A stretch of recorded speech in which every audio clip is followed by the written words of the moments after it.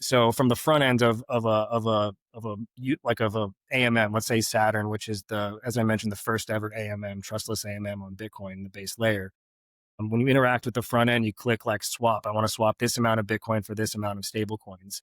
What ultimately is happening under the hood is the archvm is constructing a Bitcoin transaction, a partially signed Bitcoin transaction called a PSBT, that is saying, I am only willing to swap this amount of Bitcoin for this amount of stable coins. And Bitcoin ultimately enforces that. So as for the taker side, there's makers and takers in a DEX. The liquidity providers are the ones that take on smart contract risk, similar to like on Uniswap on Ethereum. You trust the validators of the Ethereum network to honor the rules of the smart contract, right? So in that case, the liquidity providers are making some arch trust assumptions by putting and delegating their liquidity into the pool. But the takers of that liquidity don't make any trust assumptions on Arch at all. They're just trusting Bitcoin to enforce their partially signed Bitcoin transaction.